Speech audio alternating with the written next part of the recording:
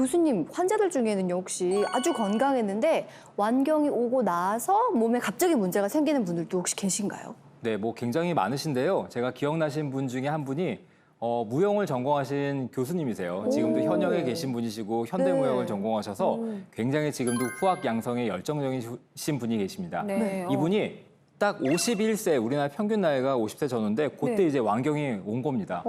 굉장히 운동도 많이 하시고 또 현대무용 하셨기 때문에 네. 체격도 좋으시고 좋으셨거든요. 근데 갑자기 허리 둘레 인치가 한 2인치 정도 갑자기 늘어나게 되고 그다음에 혈압이 정상이었는데 갑자기 혈압이 높아지면서 혈압약까지 드시게 되는 아이고야. 그런 상황이었고요. 그다음에 고혈압도 생겼죠. 허리 둘레도 늘어났죠. 그다음에 아까 말씀드렸던 비만의 척도인 중성지방이라고 하는 것도 높아져서 여러 가지 대사증후군에 합당하게 되는 어떤 그런 상황이 벌어지게 됐습니다. 어이구. 진짜 제 주변에도요, 식사량도 똑같고 운동도 평소랑 똑같이 했는데 이상하게 완경이 오면서부터 뱃살이 늘었다 이런 언니들 굉장히 많이 계시거든요. 예. 근데 대체 이거 왜 그런 걸까요? 예전에 청소년기 때 생각해 보시면은 네. 어렸을 때는 뱃살은 많이 안 나왔을 거예요. 근데 맞아요. 종아리나 허벅지나 아니면은 가슴 부위에 어떤 그런 지방은 좀 많이 늘어나고 되고 네. 그런 것들이 2차 성장할 때는 여성 호르몬이 굉장히 많이 나오기 때문에 피하 지방은 늘리는 대신에 복부 지방은 감소시켜요. 근데 완경은 여성 호르몬이 없어지는 시기지 않습니까? 네. 반대가 벌어집니다. 피하 지방은 줄어들고요. 복부 지방은 늘어나게 됩니다. 네, 내장 지방은 늘어나게 돼서 어르신들 보면은 막 팔다리는 가늘고 다리는 마르고 하셨는데 네. 배만 이렇게 찌시는 분들이 맞아요. 여성 호르몬의 역할이 그렇게 중요하다는 뜻이겠습니다. 완경 이후에는 특히나 비만 발생이 증가가 되면서 대사증후군 발생의 중요한 시작이 됩니다.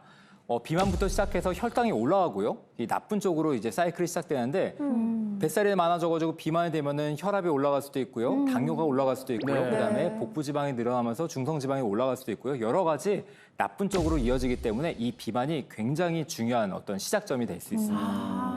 아니, 박사님, 아까 이제 완경이 되면 이제 허리 둘레가 평균 2.5인치 이제 는다고 하셨잖아요. 그러면 자연스럽게 체중도 꾸준히 늘겠네요? 네, 맞습니다.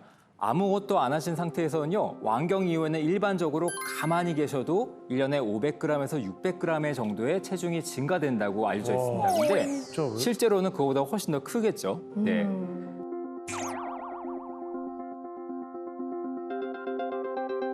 아니 호르몬 때문에 가만히 있어도 살이 찐다니요. 이거 진짜 너무 억울해요. 맞아요. 진짜 좀 억울하다. 네.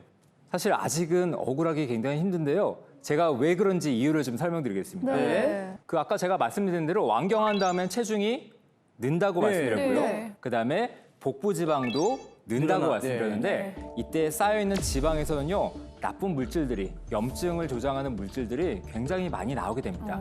이러한 염증과 관련된 물질들이 어디에 가냐면요. 혈관 같은데. 그 원래 혈관의 기능은 쫀쫀하게 그냥 아주 탄력적으로 유지가 돼야 되는데 이런 그런 내피 기능이라고 하는데 그런 내피 기능을 방해하게 됩니다. 염증 물질들이요. 그렇게 되면은 흔히 알고 계시는 동맥경화. 네. 이게 딱딱해져가지고 뭔가 지금 융통성도 없어지고 혈압이 확 하고 올라가는 그런 질환들.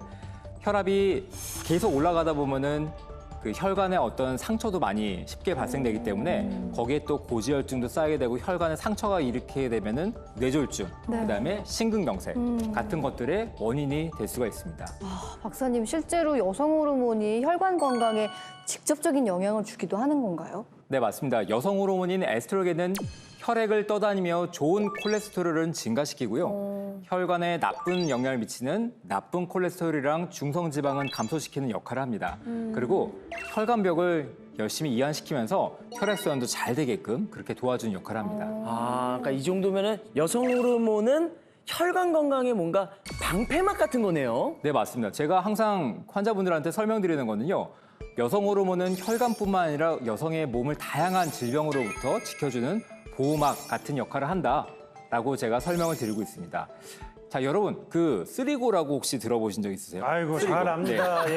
쓰리 아웃도 잘 알고요. 쓰리고도 잘 알고 있습니다. 네. 고혈압, 고지혈증, 고혈당을 바로 쓰리고라고 하는데 이게 바로 심혈관 질환의 어떤 위험 인자를 나타내는 굉장히 중요한 어떤 원인 중에 하나입니다. 네네네. 자, 일명 쓰리고 질환을 여성의 완경 전과 후로 나눠서 비교를 해보았는데요. 네. 고혈압은 3배, 고지혈증은 3.3배, 그다음에 고혈당은 무려 5배 확률로 완경 이후에 현저하게 높아진다는 것을 알 수 있습니다. 아니, 완경 이후에 쓰리고 질환에 걸릴 확률이 모두 3배 이상인데요? 그러네요. 아, 진짜 쓰리고라서 다 3배 이상인가요? 아니다, 잠깐만. 3배 이상이 아니라 3배 이상보다 더 높아요? 고지혈증은 심지어. 맞아요. 자, 여성 심혈관 질환 발생률 역시 갱년기 이후에 꾸준하게 증가를 하다가 60대가 되면은 남성을 비로소 웃돌게 되고요. 그다음에 80대가 되면은 남성의 2.6배를 넘는 것으로 보고되고 있기 때문에 여성은 이렇게 심혈관 질환 발생 위험도가 굉장히 나이가 들수록 높아지게 됩니다. 어떡해요. 저는 이제 아버지가 심근경색을 앓으셨어 가지고 이 심혈관 질환은 당연히 이제 남자들이 더 높다고 생각했는데 그게 아니었군요. 네, 맞습니다. 예. 60대 이후에는 심혈관 질환자 여성이 더 많아지는데 여기서 포인트는 완경 후 대사증후군을 앓고 있다면은 이 심혈관 질환의 발생 위험도가 더 높아지게 된다는 것이 문제가 되겠습니다.